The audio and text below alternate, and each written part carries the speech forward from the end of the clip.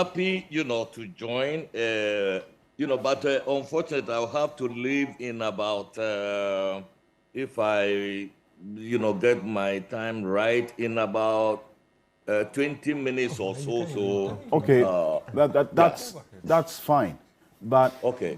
how far is the ECOWAS intending to go with respect to engaging in the diplomatic channel to get this Niger situation resolved, instead of sounding, as many security analysts have seen, the posture appears to be in favor of the military intervention being the first resort, that even though you're still talking about diplomacy, you still have your eyes on the military intervention? Yeah, no, thank you. Thank you for having me. Listen, it is you, the media, who are actually, beating the um, War drums drums. of war, right? Right from the beginning of this crisis. ECOWAS has always said we are going to exhaust all our tools, the array of tools that we have. Okay. Uh, we condemned the coup. We asked for the release of President Mohamed Bazoum and his family. We asked the junta, CNSP, to restore constitutional order. All that has been on deaf ears, right? We have we deployed two high-level missions to the country. The first one, led by the former head of state of Nigeria, General Abdul-Salam Abubakar, and the Sultan of Sokoto. They were confined to the airport, and they had to come back without seeing the leader of the junta, Abdurrahman Chiani. Then we were on the way to the airport, an ECOWAS AU UN mission on the same mediation effort, and then they told us they were not ready to receive us. Okay, so that is it. I mean, sanctions have also been applied to the country, which is also the middle way, coercive diplomacy, if you will call it that way, but not using the military option. And meanwhile, we have to demonstrate credible force, that we can project credible force to enforce ECOWAS protocols that the junta has violated. Niger is signatory to them, the Supplementary Protocol on Democracy and Good Governance of 2001, which they have Okay, violated. So no, if you would allow me to yes. finish, all these things are there, and we are still asking them to give peace a chance by opening up the diplomatic channel. We are not the one shutting the door on them. It is rather they shutting the door on us. Finally, they tell us they are receiving the mission today, and we have taken up their offer. So there will be a mission into the country today, that is for sure. That will be the opening gambit. We will see how the discussions unfold.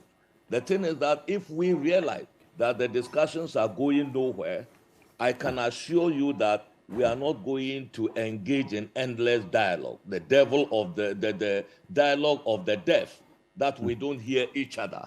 We don't try to listen to each other and know exactly where compromises can be made. If we cannot make it, then the very last option will be the military one. And I'm not giving you any time frame for the application of that last, ultimatum, and then the deployment of the force. So that is the trend that we are following. It is the sequencing of our interventions in Niger, and we are going to follow them through. I see. But why do you blame the media when yourself, 2 days ago, you had indicated that, one, your efforts to even, and you just mentioned it, get the attention or engagement, have a meeting with the junta, hasn't Yes. been fruitful? They have been, in your words, been shutting the door in your face. and Yes. that you are going to, by all means possible, restore democracy in Niger, and that you are not going in there to go and beg. If you make this statement, you don't blame the media when you have already indicated that your standby force is ready and ready to be activated. How then do you blame the media for questioning you for your own position that you have consistently stated? Why is the media at fault? Listen, it is because the planning meetings of the Committee of Chiefs of Defense Staff, that is what has captured the headlines. Okay, people, and the media itself de-emphasizes the peaceful option. The media, because that does not sell. What sells is the fact that ECOWAS troops are marching in. So the emphasis is on that. If you have any, you must know about military processes, right? We cannot just sit there and say that we may use force at some point if nothing else works. And then we'll sit down with our planning. So what ECOWAS has been doing is planning towards an eventuality which may or may not occur. Those are the things. But all the emphasis has been on the planning mission, and also the statements of the heads of state and spokespeople for ECOWAS, who time and again have told the media that the military option is not our preferred option, and that we are going to exhaust all peaceful means. So all that is happening is planning, is preparation, so that if what the push comes to shove, the ECOWAS standby force is not found wanting, so that we are ready to go. It doesn't mean we are going to deploy tomorrow. You see, but the thing is that all media attention and all discussions on social media has emphasized the military option to the detriment of all the options that have been put on the table since the beginning of the crisis in Niger. That is the difference. But is there any engagement that's ongoing between the ECOWAS delegation and the junta that we are not aware of? Have you met them? Have you had any dialogue? There have been back-channel communication with them. And then, in fact, we just spoke to the newly appointed Prime Minister, Mr. Zain, just not long ago, which opened the door, for this mission that is being deployed today. So there have been contacts. There have also been track 2 interventions, not directly by ECOWAS, but also linked to ECOWAS, including the visit of the ulamas, the mullahs into the country, where they declared that they were ready for talks, but they had not actually contacted us directly and said the mission should come. So there have been so many contacts that we've had directly and indirectly. And it is the last one, the discussion that we had with the Prime Minister, just about 2 days ago, that opened the door to this visit. So we are taking them by their word. The mission will deploy, and then we'll see what the reaction would be. Have you considered the cost? I'm not talking about the financial cost only, but the social cost of your military intervention. Already, we have been engaging the Ghanaian community there. The leadership is worried that if you decide to intervene with the military in Niger, they will be targets for attacks. And not just the Ghanaians, but the Nigerians, the Senegalese, and other African nationals in Niger. That's their fear. Have you considered that? In the planning of this mission, all those factors have been taken into account. We know we are talking about the Ghanaian citizens who are there, the other nationals of West Africa. There are about 700,000 Nigerian citizens, refugees in Niger. We are very much aware of that. And we have also taken into account the possibility of reverse refugee flows out of the country, and then all that.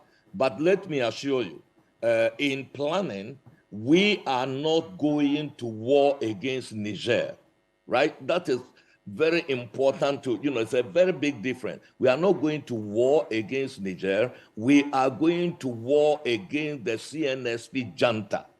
The CNSP junta is the one, and we are making that very clear to the populations. And I can assure you from our intelligence that the CNSP appears to be a monolith. It seems to be to have consolidated its power or anything like that. It's far from the truth, and that there is opposition internally to the CNSP.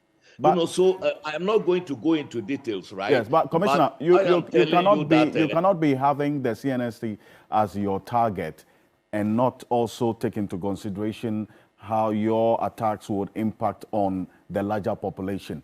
I mean, and the implications that it would have for the country as a whole and the sub-region. So your Yes. target, yes, is the CNSP, but they are not alone in this.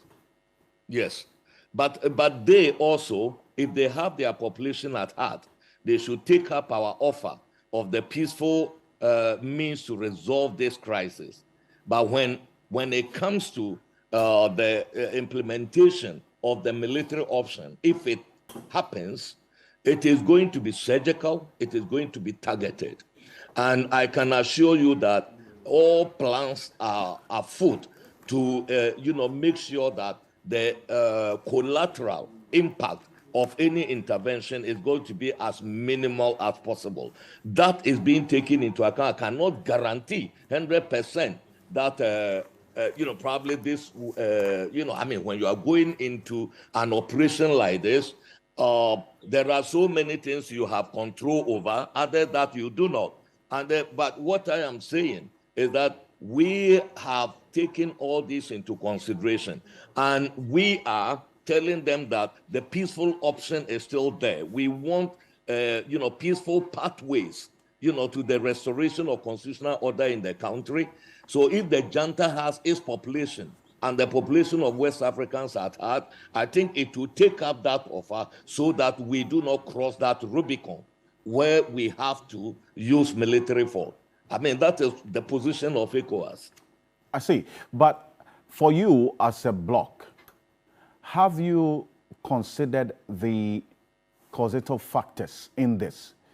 And instead of focusing on the outcome, the symptoms of this problem, as a regional leadership, the bloc, the attempts by some of the leaders who are engaged in, quote unquote, trying to restore democracy in Niger, they themselves being engaged in undemocratic acts of trying to change their constitution, to extend their tenure in office, and then also intervene in other means. For you as ECOWAS, you did not intervene in those instances.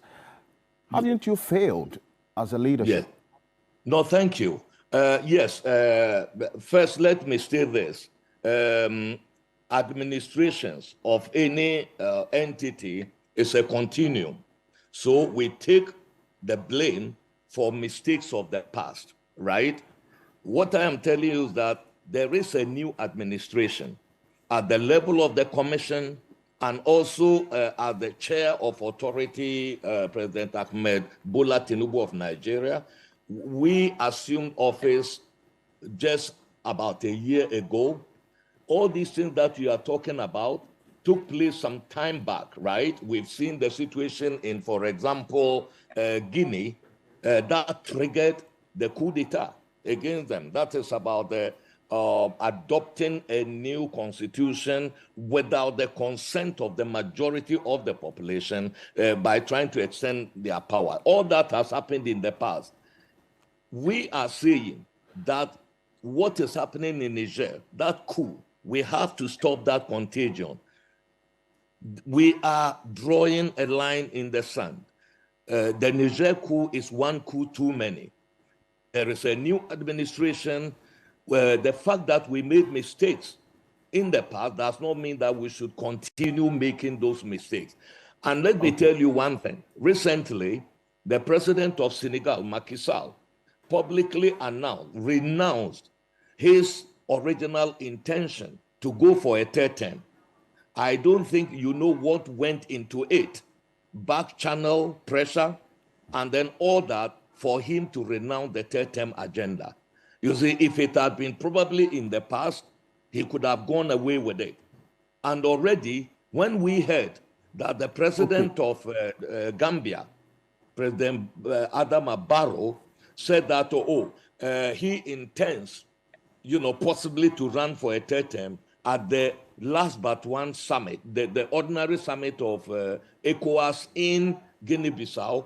ECOWAS put him on guard that we've heard what he has said, even though the elections are far away. We are putting him on guard that we have taken note of his statement. So if our population should see differences that are emerging. I see.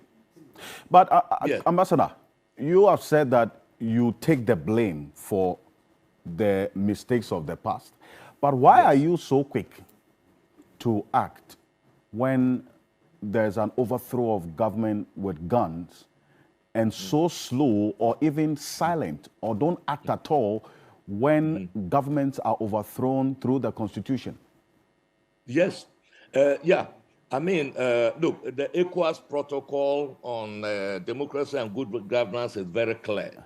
It is zero tolerance for power obtained, that is by the military often, and maintained by sitting presidents who fiddle with their constitutions, instrumentalize the judiciary, weaponize them against oppositions and other things in order to stay on in power.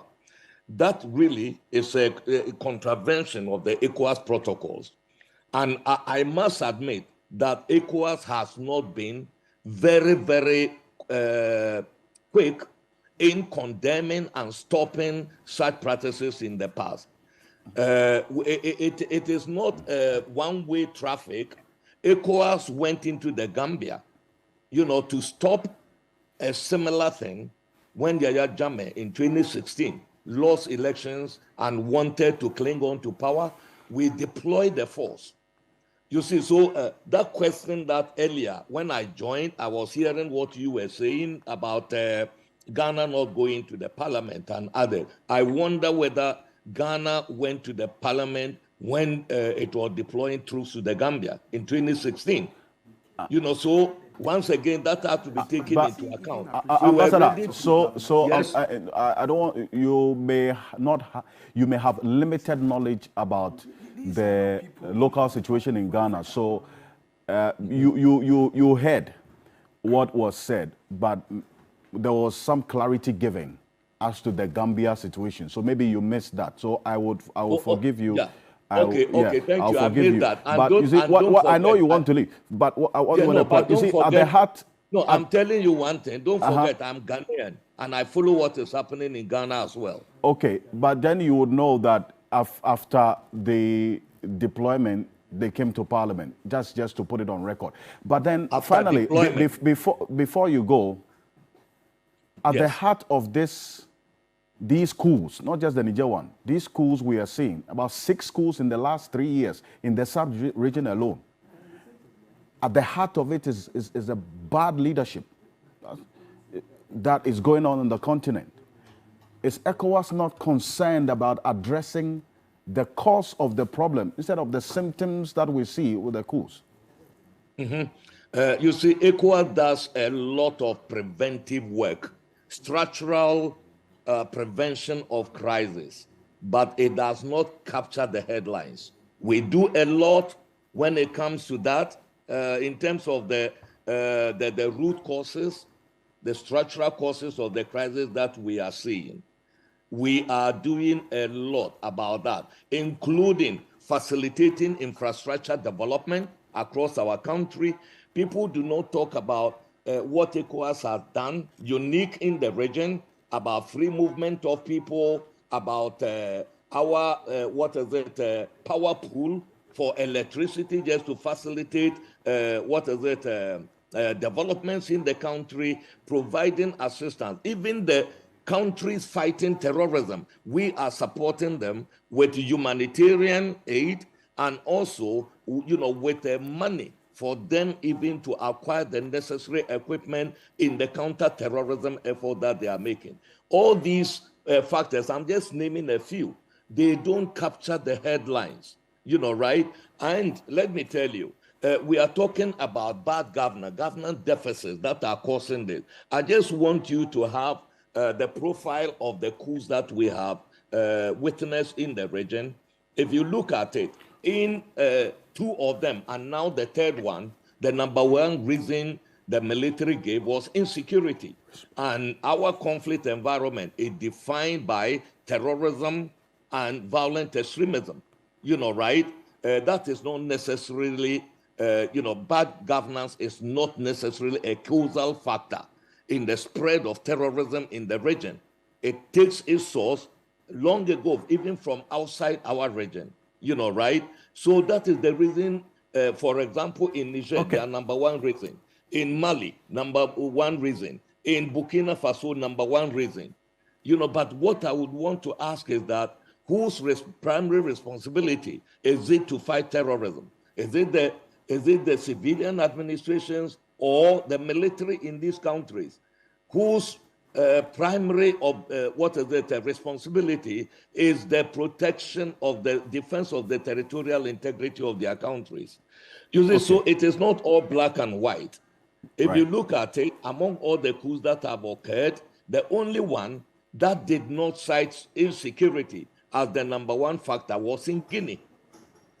The rest, insecurity. And so what has the military been doing in those countries? And is it when they become government, that they come into government, that they will resolve the the terrorism, problem? For example, in Niger today, we've seen an uptick in terrorist attacks. About 27 troops were killed, so many more injured. And for months, Niger never experienced such attacks on the military. And they have seized power.